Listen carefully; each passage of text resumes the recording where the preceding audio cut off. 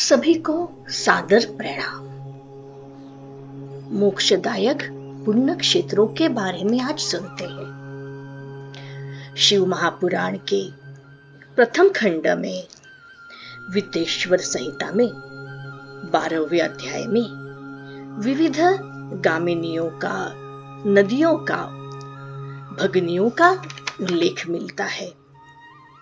ये नदियां हमारी माताएं हैं, हमारी बहनें, हमारी भगिनियां हैं। ये तो सदा एक स्थान से दूसरे स्थान पर बहती रहती है।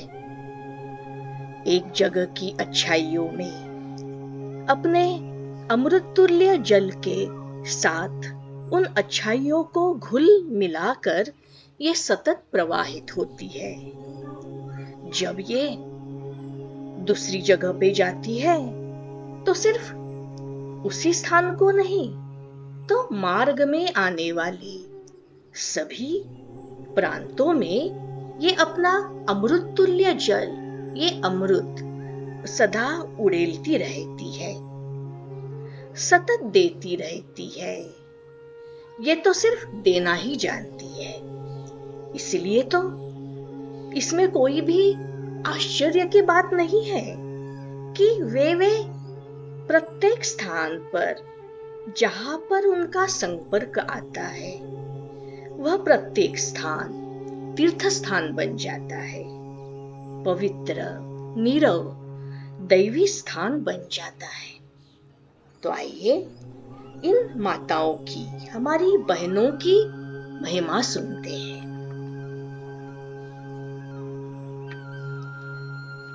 श्री शिव महापुराणे प्रथमायां विद्येश्वर संहितायां शिवक्षेत्र वर्णनम नाम 12 अध्यायः।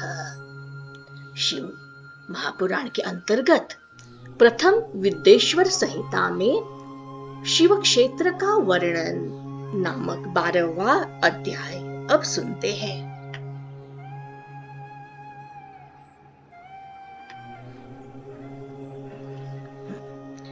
सुत उवाच, सुत जी कहते हैं,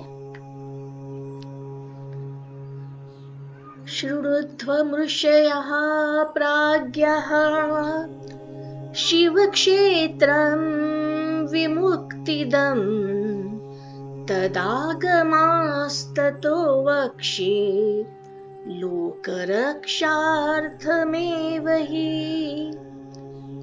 50 कोटि विस्तीर्णा सशैल वनकानना शिवाज्ञया हि पृथ्वी लोकं धृत्वा च तिष्ठति। हे बुद्धिमान महर्षियों, आइए मोक्षदायक शिव क्षेत्रों का वर्णन सुनिए। तत्पश्चात मैं लोक रक्षा के लिए शिव संबंधी आगमों का भी वर्णन करूंगा।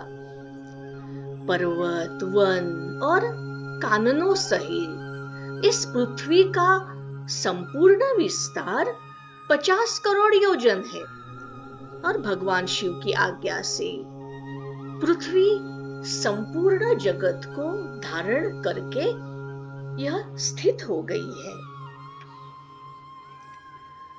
तत्र तत्र शिवक्षेत्रं तत्र तत्र निवासिनां मोक्षार्थं कृपया देवः क्षेत्रं कल्पितवान् प्रभुः।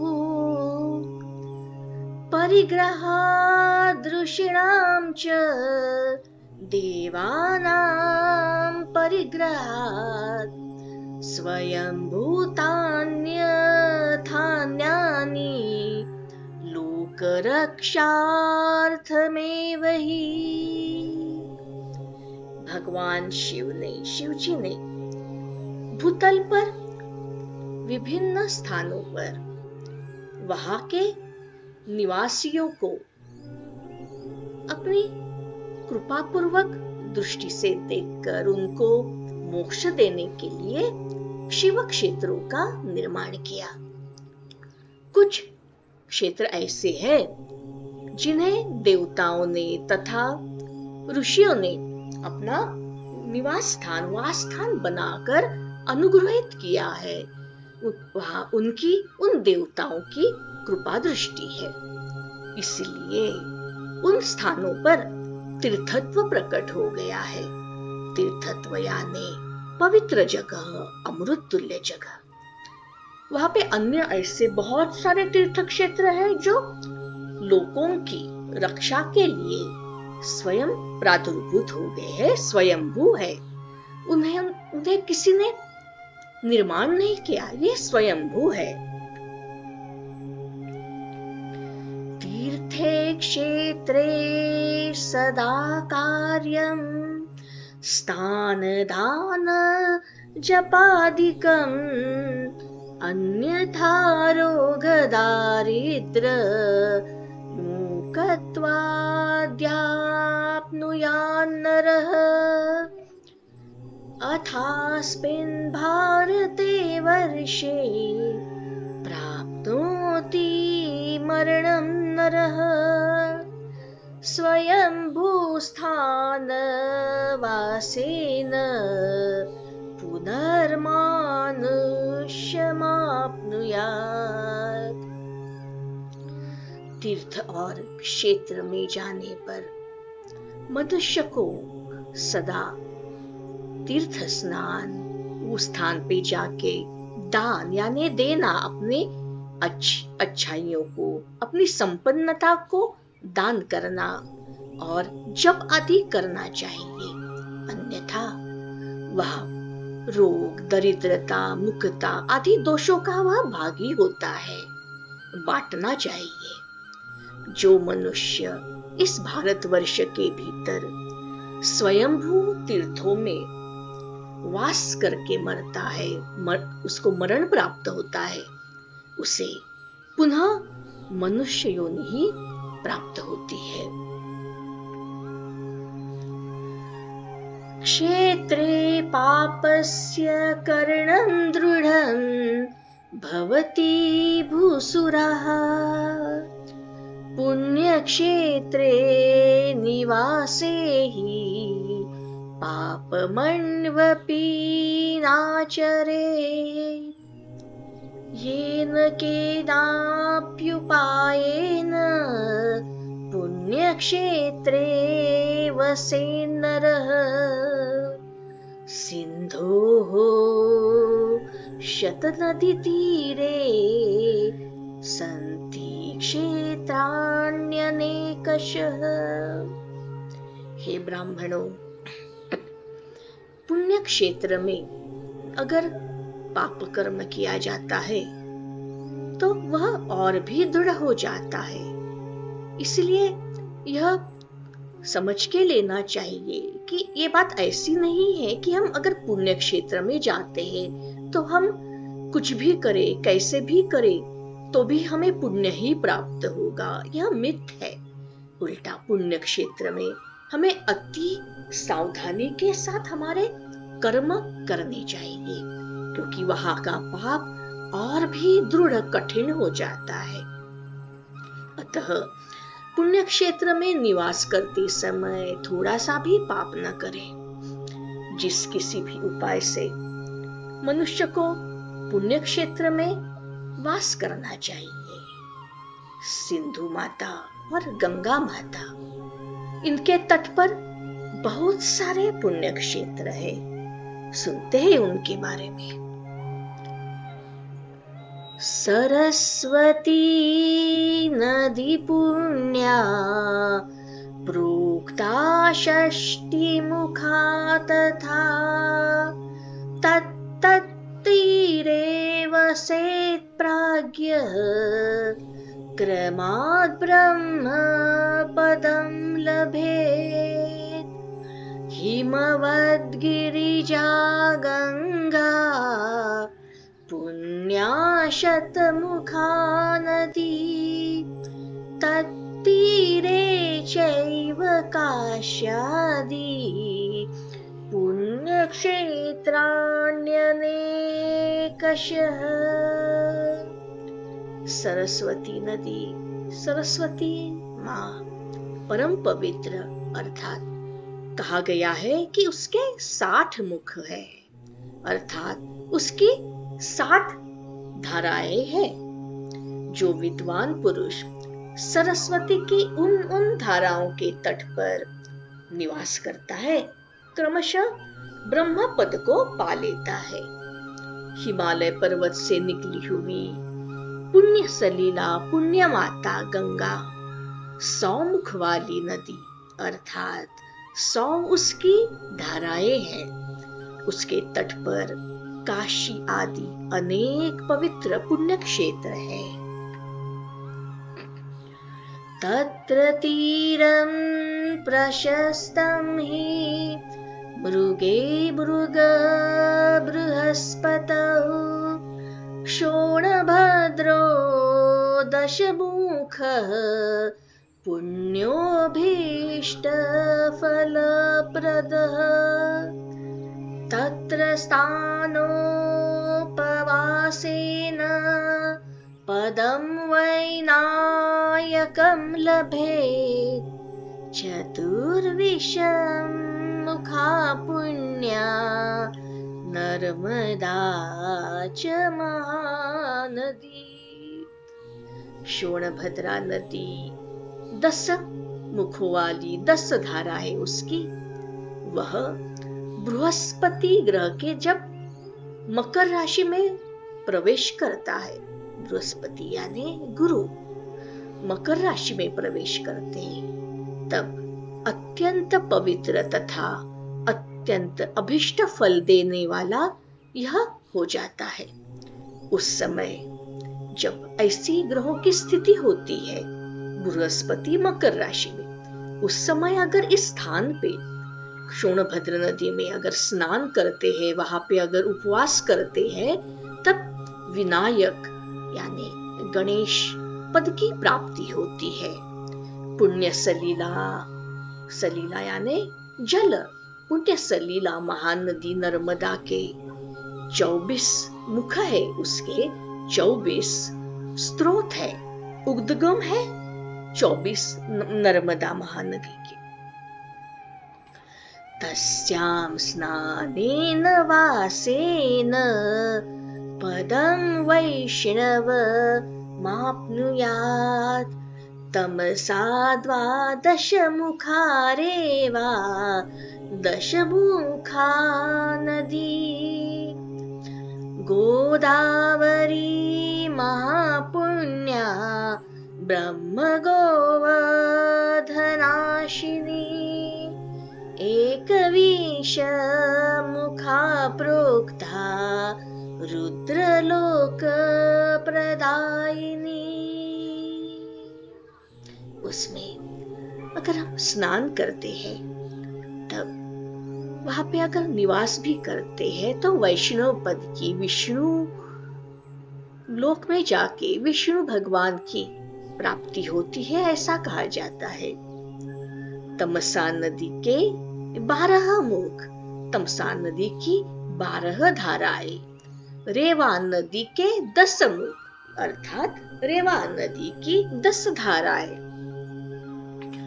परम पुण्यमयी गोदावरी माता, उनके तो 21 मुख बताए गए हैं, 21 उद्गम है उनके।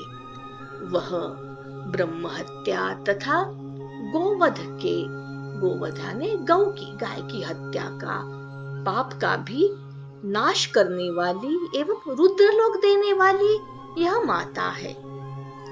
पाप का नाश यानी जब ऐसे ही पाप का नाश नहीं होगा, अगर जिसने ये कुकर्म पाप कर्म किए हैं जो अभी बताए गए हैं, अगर उनके मन में अंतःकरण में वो पवित्रता आती है, अगर उनको उनके पाप का पश्चाताप होता है और मन अगर निर्मल होने लगता है, तो तभी उस पाप का नाश होगा। तो जैसी नदी की धारा एक स्टेप बाय स्टेप आगे बढ़ती है, वैसे ही एक साधक भी अनेक स्टेप्स पे जाते हुए ही उनका पाप का नाश होता है। सिर्फ वहां पे स्नान करने से नहीं, अगर हम बाकी की जो चीजें हैं, बाकी के अनुष्ठान, और अगर हम अपने आप को तपाते हैं, खपाते हैं उस पाप का नाश होने के लिए, तभी ये माताएं हमें पुण्य देने के लायक समझती है। कृष्णवेणी पुण्य नदी सर्व पाप क्षयावहा, साष्टादश मुखा प्रोक्ता विष्णुलोक प्रदायिनी, तुंगभद्रा दशमुखा ब्रह्मलोक प्रदायिनी, सुवर्णमुखरी पुण्या प्रोक्ता नवमुखा तथा। कृष्णवेणी नदी बड़ा ही पवित्र जल है उसका, समस्त पापों का यह नदी भी नाश करती है। 18 मुख उसके, 18 धाराएं उसकी, यह हमें विष्णुलोक देती है, विष्णुलोक प्रदान करती है। उसी कृष्णवेणी की तरह तुंगभद्रा नदी भी, उसके भी 10 मुख है, 10 धाराएं ब्रह्मलोक देती है।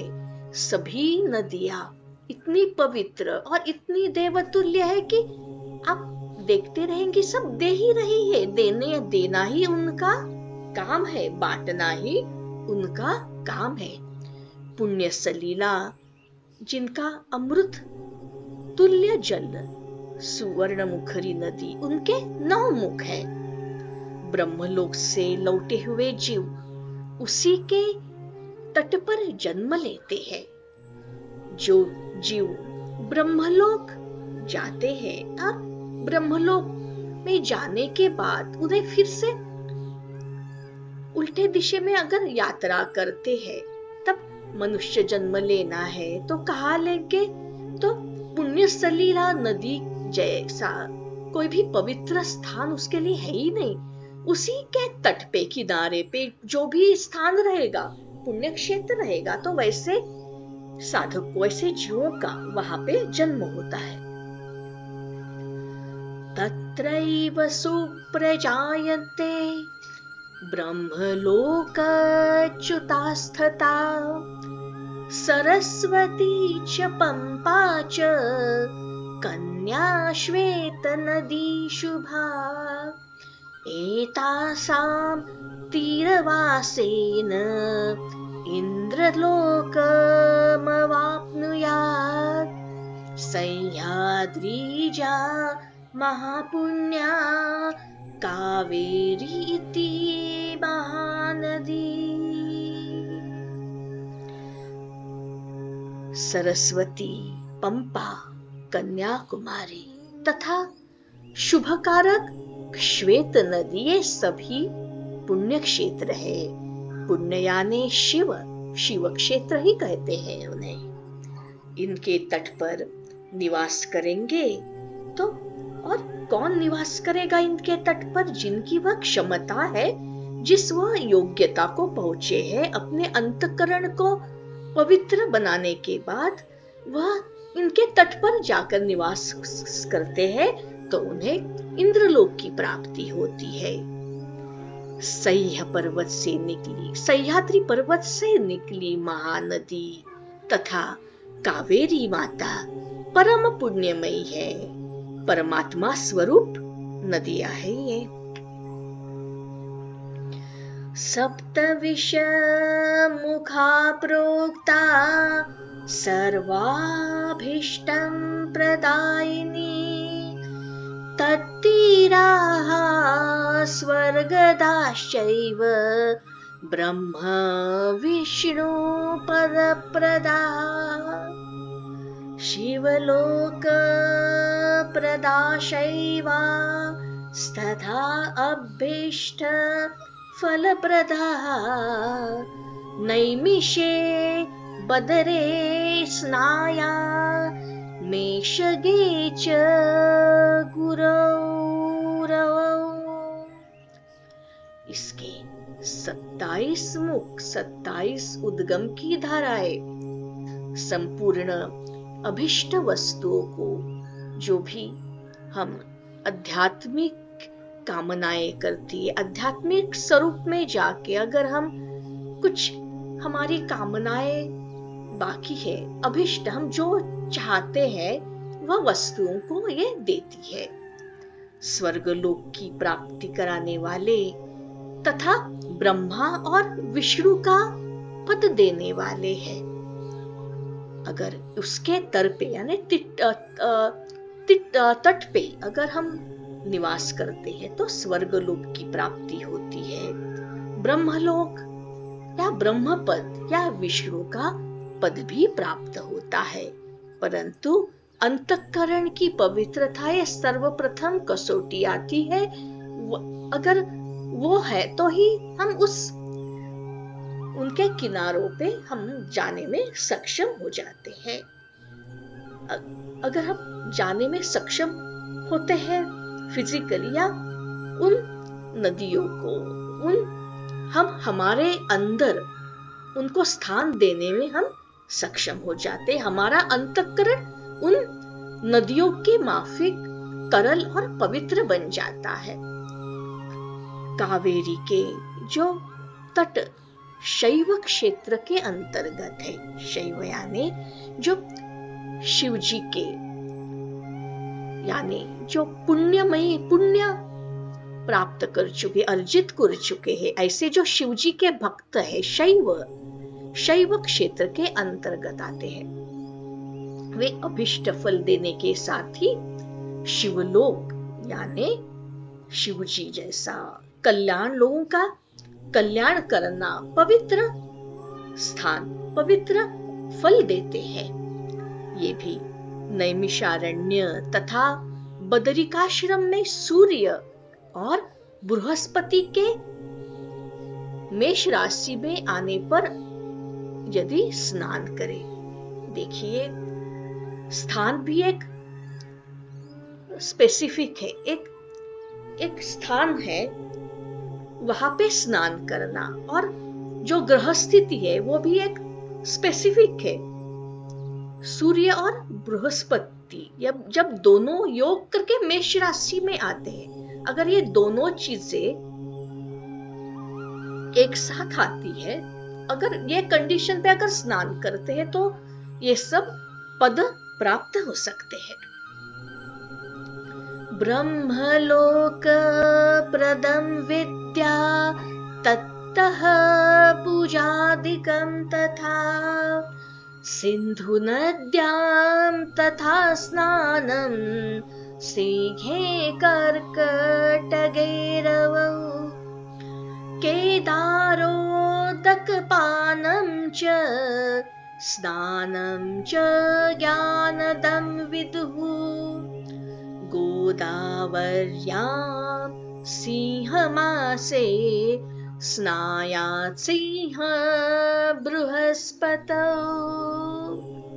उस समय, उस ग्रह स्थिति में, उस आकाश में ग्रह तारों की जो भी स्थिति बताई है, उस समय का भी बहुत ध्यान रखना जरूरी है। उस समय अगर वहां पे स्नान और पूजन किया जाता है तब ब्रह्मलोक की प्राप्ति कराने वाला यह स्थान बन जाता है, ऐसा हमें जानना चाहिए। अगर हम ये समझते हैं कि ऐसा करने से हमें यह लोक जो बताया है वह प्राप्त होगा, अगर ये हम मानते हैं, उस पे विश्वास करते हैं, तो उसका वैसे ही लाभ होता है। मानना, जानना, मानना और जो बताया है उसके ऊपर श्रद्धा रखना, श्रद्धा पूर्वक उन नियमों का पालन करना, ये सब अगर हम करते हैं तो ही फल की प्राप्ति होती है। सिंह और कर्क राशि में सूर्य की संक्रांति होने पर और कर्क राशि में 2 राशियां है, वहां पे सूर्य की संक्रांति, ये हो गया समय। उस समय पर सिंधु नदी में अगर स्नान करते हैं तो केदार तीर्थ के जल का पान एवं स्नान ज्ञानदायक माना जाता है। केदार तीर्थ, केदार शिव जी का, भगवान शिव का एक नाम केदार भी है, पवित्र तीर्थ। इस जल का अगर हम पान करते हैं, स्नान करते हैं तो हमें ज्ञान की प्राप्ति होती, ज्ञान देने वाला यह जल है।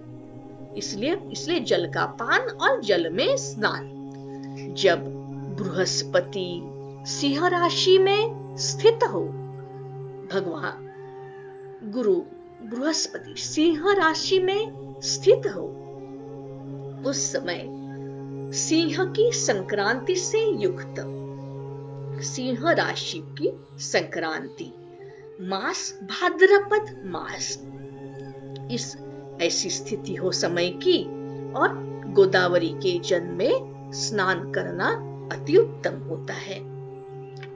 आगे सुनते हैं। शिवलोक प्रदमिति शिवेनोक्तं तथा पुरा, यमुना शोणयोः स्नाया गुरौ कन्या गतेरवौ, धर्मलोके दन्तिलोके महाभोग प्रदं विदुः, कावेर्यां च तथा स्नाया तुलागे तुरवौ गुरौ। आगे बोल कहते हैं कि यह शिवलोक की प्राप्ति कराता है। ऐसा पूर्व काल में स्वयं भगवान शिव ने ही कहा था। भगवान शिव पे अगर हम श्रद्धा रखते हैं तो यह बात भी उनकी कही हुई हम मानते हैं, और उन्होंने जो बात कही है उसी के प्रकार हम चलते भी हैं। जब सूर्य और बृहस्पति कन्या राशि में स्थित है, तब यमुना और शोणभद्र में स्नान करें। 2 ग्रह सूर्य बृहस्पति, वैसे ही सूर्य और बृहस्पति दोनों की कोई तुलना नहीं, दोनों भी एक दूसरे जैसे, वैसे ही सक्षम, पवित्र, वैसे ही नदी का भी, माता का भी क्या, माँ की भी क्या तुलना करें एक दूसरे से कि कौन श्रेष्ठ और कौन कनिष्ठ। सभी तो माँ है। माँ के बाद स्थान आता है भगिनी का, माँ के बाद तो भगिनी का दर्जा रहती है। माँ भी हमें खिलाती है, भगिनी भी खिलाती है, हमें लालायित करती है। तैसे ही यमुना और शोणभद्र उसमें स्नान करें। वह स्नान धर्मराज तथा गणेश जी के लोक में महान भोग प्रदान कराने वाला होता है। गणेश जी का लोक यानी विद्या का, बुद्धि का लोक, तो हमें अच्छी सद्बुद्धि मिलती है। धर्मराज यानी धर्म के साथ अनुसरण का धर्म, तो हम इन नदियों में अगर स्नान करते हैं तो हमें सद्बुद्धि मिलेगी और हमारा हर आचरण धर्म संगत होगा। ऐसी महर्षियों की मान्यता है। उन्होंने कहा है ये। जब सूर्य और बृहस्पति तुला राशि में स्थित है, तब कावेरी माता में हमें स्नान करना चाहिए। शिवलोक प्रदमिति शिवेनोक्तं तथा पुरा, यमुना शोणयोः स्नायाद् गुरो कन्या गतेरवौ, धर्मलोके दन्तिलोके महाभोग प्रदं विदुः, कावेर्यां च तथा स्नाया तुलागे तुरवौ गुरौ।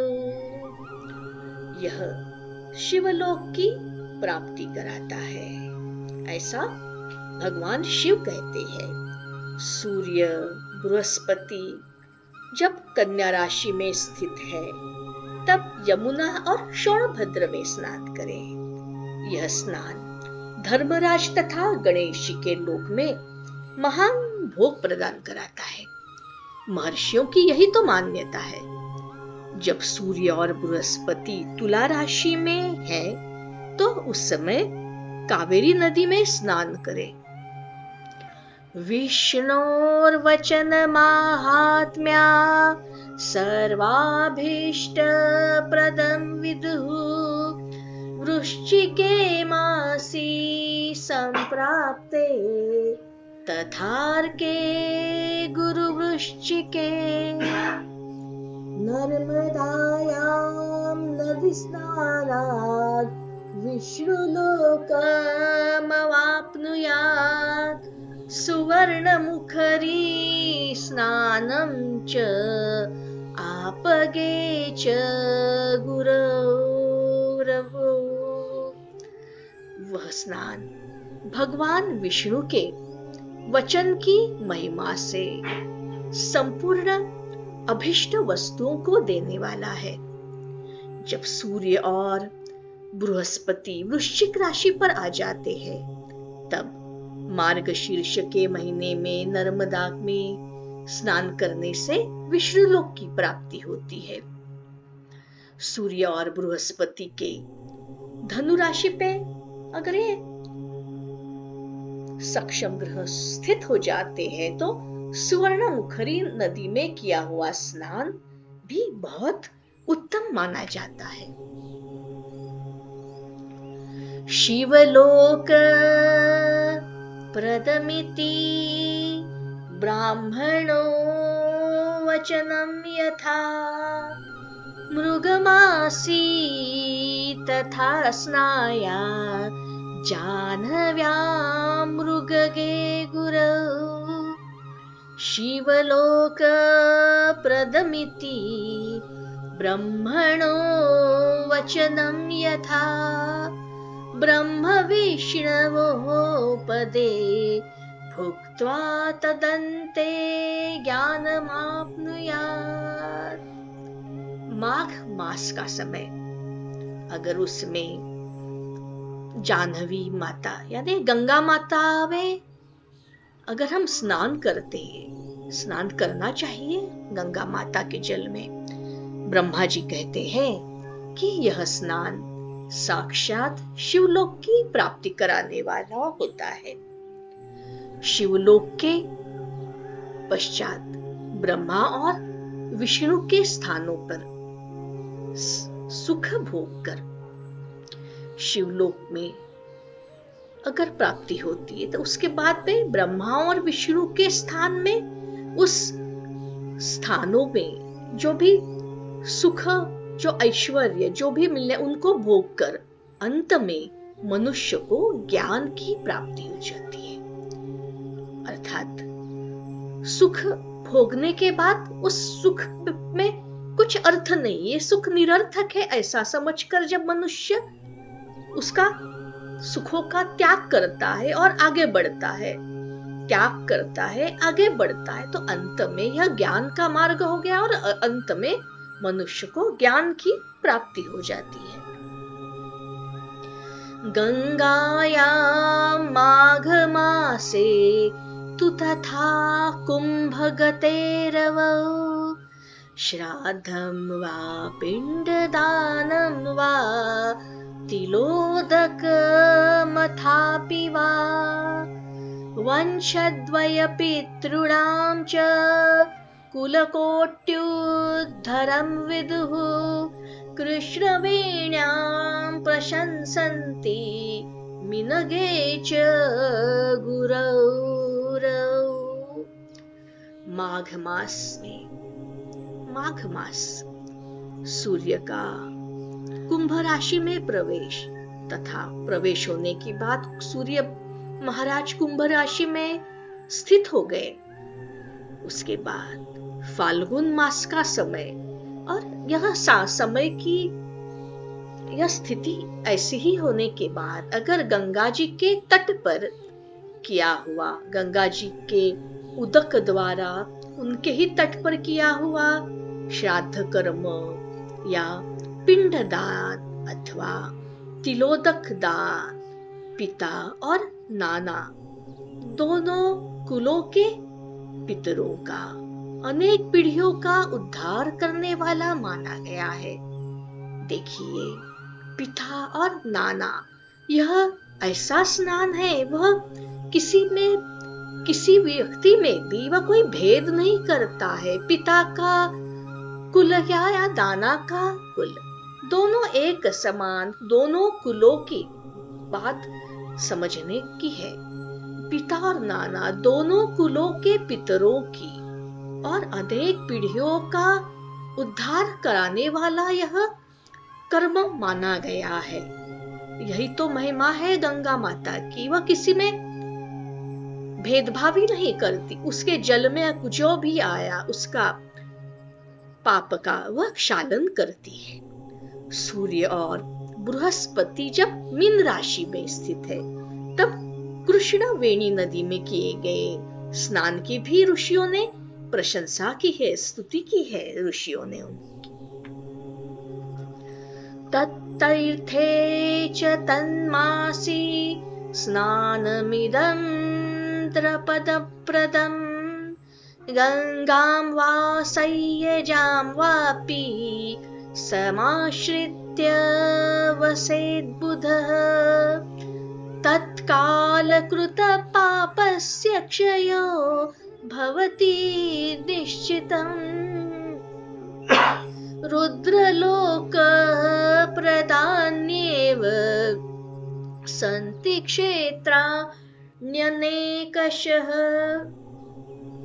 उन जो भी महीनों का अभी उल्लेख किया है, उन महीनों में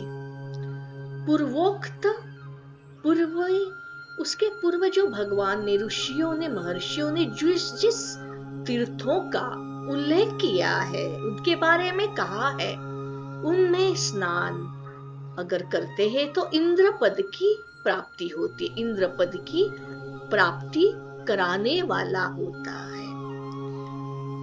विद्वान पुरुष गंगा अथवा कावेरी नदी का आश्रय लेकर तीर्थवास करे। विद्वान यानी ज्ञानी, जिनको ज्ञान की प्राप्ति हो गई, या जो पुरुष ज्ञान की इच्छा करते हैं, ज्ञान की कांक्षा करते, वह किसी शूद्र या शुल्लक कामनाएं नहीं है, ज्ञान की कांक्षा है परंतु ज्ञान की कांक्षा है। ऐसे पुरुष गंगा अथवा कावेरी नदी के तट पर अपना तीर्थवास करें। ऐसा करने से उनके पाप का निश्चय ही नाश हो जाता है। रुद्रलोक प्राप्त कराने वाले बहुत से क्षेत्रों का उल्लेख आता है। ताम्रपर्णी वेगवती ब्रह्मलोक फलप्रदे तयोस्तीरे हि सन्त्येव क्षेत्राणि स्वर्गदानि च सन्ति क्षेत्राणि तन्मध्ये पुण्यदानि च भूरिशः तत्र तत्र वसन् प्राज्ञ तादृशं च फलं लभेत। ताम्रपर्णी और वेगवती, ये दोनों नदियां ब्रह्मलोक की प्राप्ति रूप फल देने वाली है। अभी आप यहाँ पर आप जान सकते हैं, समझ सकते हैं कि ऋषियों ने इतनी सारी नदियों की माताओं के क्यों नाम बता रहे हैं, क्यों इन नदियों की महिमा बताई जा रही है। तो महर्षि यही कहना चाहते हैं कि आपके स्थान के पास में जो भी तीर्थ क्षेत्र है, जो भी नदी आपके समीप है, वह सभी पवित्र है। सभी की अपनी अपनी महिमा है, कोई कम है, कोई कम नहीं और कोई ज्यादा नहीं है। ये दोनों नदियां ब्रह्मलोक की प्राप्ति रूप फल देने वाली है। उन दोनों के तट पर अनेक स्वर्गदायक स्वर्ग का लाभ कराने वाले क्षेत्र है। उन दोनों के मध्य में बहुत से पुण्य प्रदान करने वाले क्षेत्र है। वहां निवास करने वाला, उन क्षेत्रों में निवास करने वाला विद्वान पुरुष वैसे ही फल का भागी होता है। अगर उस स्थान पर निवास करने से ही भले कुछ पुण्य कर्म वहां पे जाके कुछ कर्म कुछ नहीं भी करे तो भी विद्वान पुरुष प्रथम उसको वैसे ही ज्ञान की प्राप्ति होगी, तो वैसे ही उसको तो फल मिलता ही मिलता है। सदाचारेण सद्वृत्त्या सदा भावनयापि च वसेत् दयालुः प्राज्ञो वैनान्यथा तत्फलं लभेत्। पुण्यक्षेत्रे कृतं पुण्यं बहुधा रुद्धिमृच्छति पुण्यक्षेत्रे कृतं पापं महदण्डमपि जायते। सदाचार सतत सत प्रवृत्तियों का आचरण करना, उत्तम वृत्ति अपनी वृत्ति उत्तम रखना, एक सद्गृहस्थ की तरह मन में सद्भावनाएं रखना, मन में दया भाव रखने वाला विद्वान पुरुष, विद्वान ज्ञानी पुरुष, परंतु इन सब सद्गुणों के साथ जब वो तीर्थ में निवास करता है तभी उसको उस क्षेत्र का उस फल मिलता है। ऋषियों ने कहा है अन्यथा उसका फल नहीं मिलता। ज्ञानी तो बहुत हुए, कर्म भी बहुत किए जैसे बताई है, परंतु मन को न धो पाए, मन तो सदाचारी नहीं हुआ, सद्भावनाएं नहीं, दया भाव नहीं, तो फल नहीं मिलेगा उसका। पुण्य क्षेत्र में किया हुआ थोड़ा सा भी पुण्य, अंतर का आचरण अच्छा है ना, तो अनेक प्रकार से वृद्धि को प्राप्त कराता है, अनेक प्रकार के पुण्य देता है। और वैसे ही वहां पे किया हुआ छोटा सा भी पाप वह भी महान हो जाता है। हम पापी के महत पाप के भागीदारी बन जाते हैं। तत्कालं जीवनार्थश्चेत् पुण्येन क्षयमेष्यति पुण्यमैश्वर्यदं प्राहुः कायिकं वाचिकं तथा मानसं च तथा पापं तादृशं नाशयेद्विजः मानसं वज्रलेपं तु कल्पकल्पानुगं तथा। अगर यदि पुण्य क्षेत्र में रहकर, शिव क्षेत्र में रहकर अगर जीवन बिताने का निश्चय है तो उस पुण्य संकल्प से ही उसका पहले का सारा पाप तत्काल नष्ट हो जाएगा।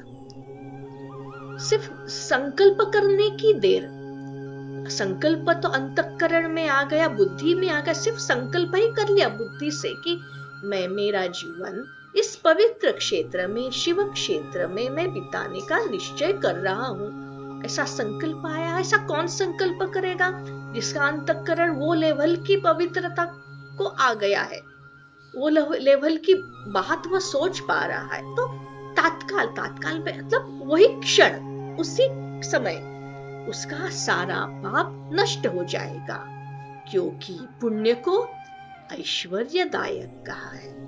पुण्य यानी संपदा, पुण्य यानी ऐश्वर्य, ऐश्वर्य यानी सद्गुणों का, सदाचारण का ऐश्वर्य, इसी को ही तो पुण्य कहते हैं।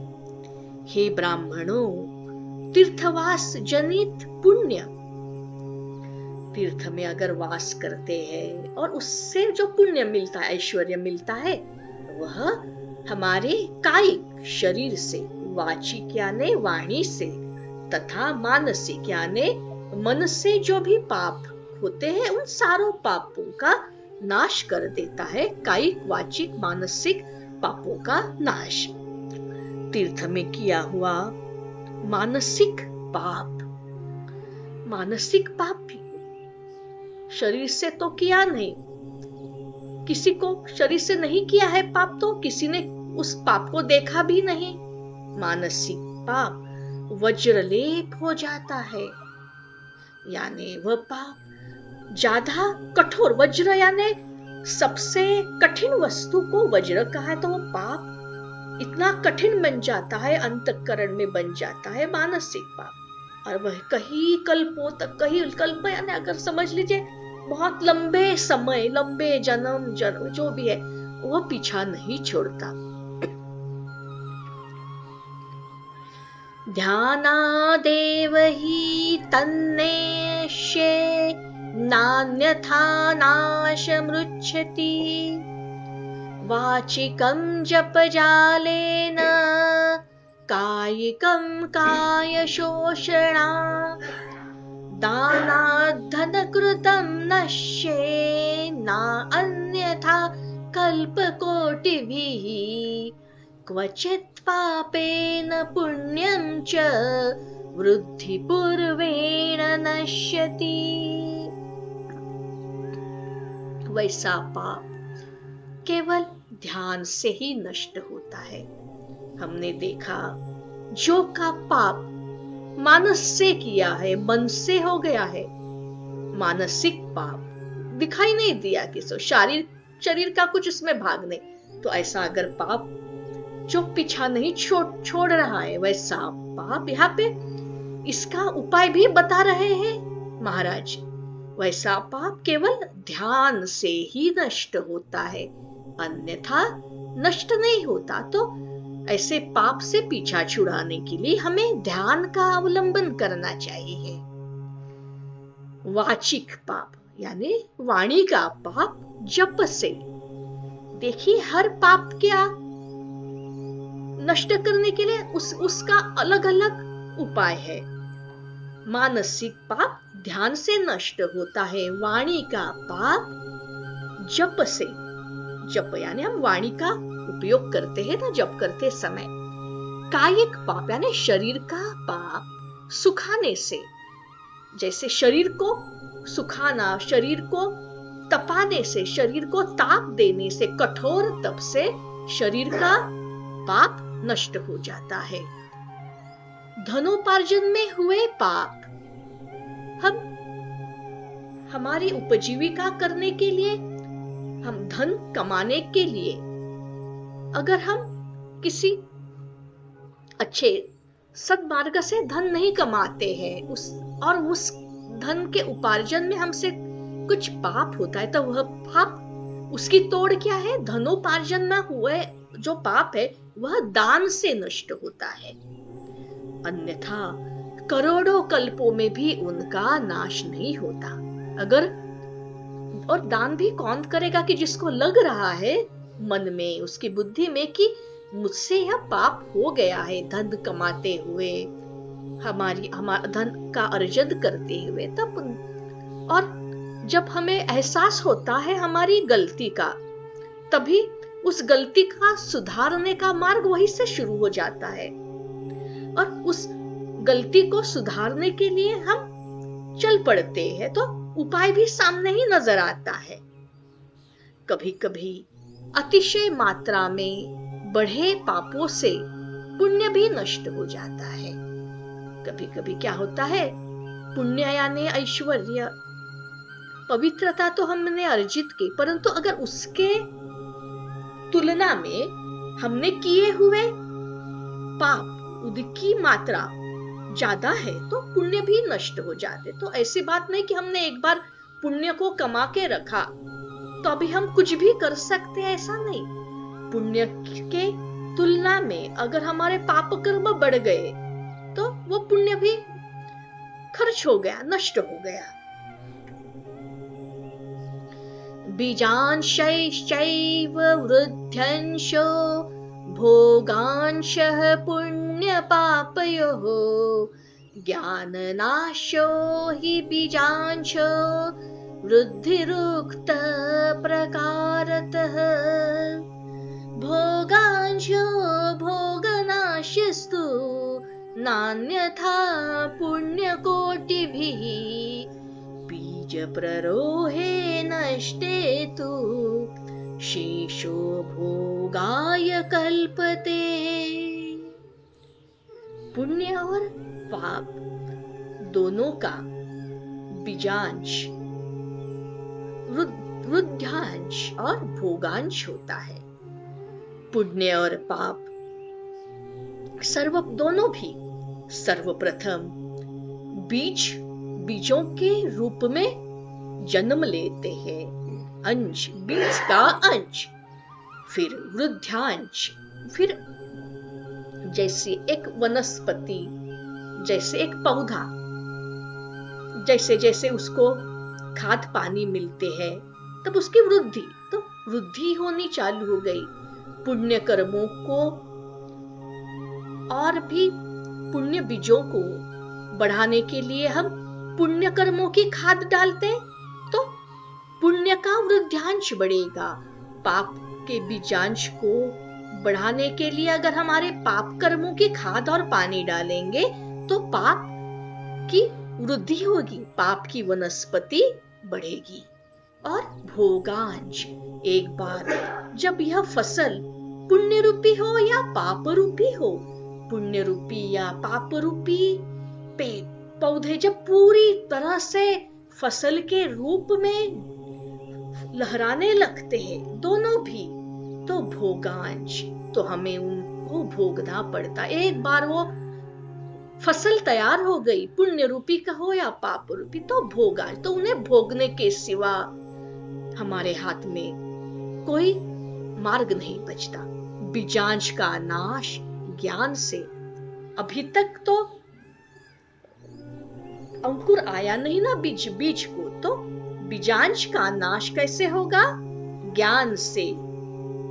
वृद्धांश का ऊपर लिखे प्रकार से, यानी वृद्धांश का अगर नाश करना है तो अगर हमें ऊपरिति हो जाती है बीच में ही, तो पुण्य रूपी बीज को पुण्य रूपी खाद डाले, पाप रूपी, अब एहसास होता है कि पाप रूपी अगर कर्म पनप रहा है, अंकुर बढ़ रहा है, तो उसको वो खाद पानी न डाले, तो इस प्रकार वृद्धांश का नाश कर सकते हैं। बीजांश का नाश ज्ञान से, वृद्धांश का उचित समय पे उचित उसके ऊपर औषधि डाल के, जैसे अगर कुछ रोग हो जाता है और हम उचित समय पे उचित उसकी उपाय योजना करते तो रोग नष्ट हो जाता है, तो उचित समय पे उचित उपाय योजना करने से वृद्धांश का नाश हो सकता है। और भोगांश का नाश, उसके तो कोई काट ही नहीं, एक बार तो पनप गए, तो भोगांश का नाश भोगने से ही होता है। तो अगर ऐसे भी कुछ कर्म रहे, पाप रहेंगे, तो अगर हम उसको भोगने के बाद वो निकल भी जाते, भोगने से यानी तप से, तपा हो अपने आप को, तपे हम लोग। अन्य किसी प्रकार से करोड़ों पुण्य करके भी पाप के भोगांश नहीं मिट सकते। तो फिर कितने भी पुण्य करते हैं हम, तो भी अभी भोगने लायक तो फसल हो गई, वो करोड़ों पुण्य भी उसको नहीं मिटा सकते। तो क्या है हाथ में, उसको भोगो, तपो अपने आप को और निकाल दीजिए। पाप बीज के अंकुरित हो जाने पर, उसका अंश नष्ट होने पर भी शेष पाप भोगना ही पड़ता है। वही तो गुरुदेव कहते हैं कि गहना कर्मणो गति, जो बोलते हैं कि भले हम कितनी भी उपाय करें तो भी शेष भाग पाप का रही छोड़ा बहुत बच जाता है, वो तो भोगना ही पड़ता है। देवानां पूजया चैव ब्रह्मणानां च दानतः तपोधिक्या च कालेन भोगः सह्यो भवेन्द्रिणाम्। तस्मात् पापं कृत्वैव वस्तव्यं सुखमिच्छता। तस्मात् पापं कृत्वैव वस्तव्यं सुखमिच्छता। इसलिए तो महर्षियों ने कहा है, देवताओं की पूजा, ब्राह्मणों को दान तथा अधिक तप करने से समय पाकर पाप भोग मनुष्यों के सहने के योग्य हो जाते हैं। यहाँ पे ऐसा नहीं कहा कि पूरी तरह से नष्ट हो जाते हैं, परंतु हमारे पापों का जो ताप है, अगर वो सहने के क्षमता अगर हमें अंदर तैयार करनी है, सहने योग्य हमारे पाप भोग बनाने हैं, तो क्या करना पड़ेगा?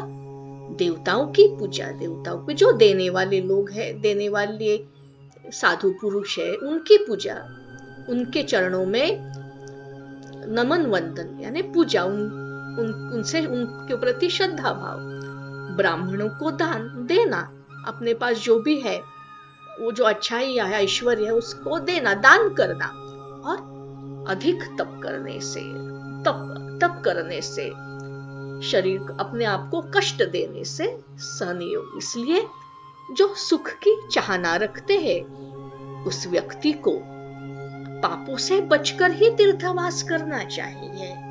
सुख कौन नहीं चाहता? तीनों प्रकार का, शारीरिक, मानसिक, कायिक, वाचिक।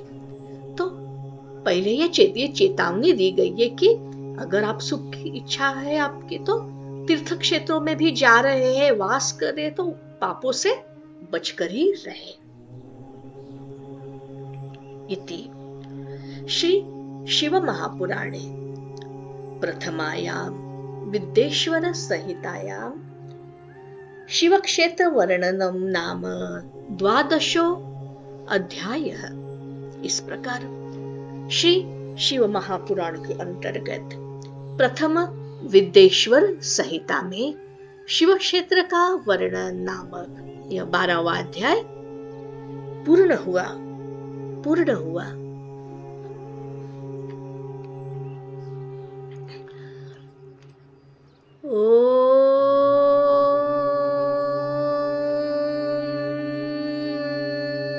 नमः शिवाय।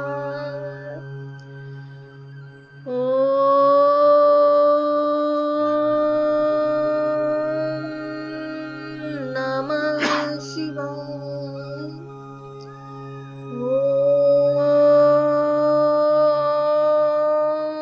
नमः शिवाय। तस्मै श्री गुरुवे नमः। तस्मै श्री गुरुवे नमः। तस्मै श्री गुरुवे नमः।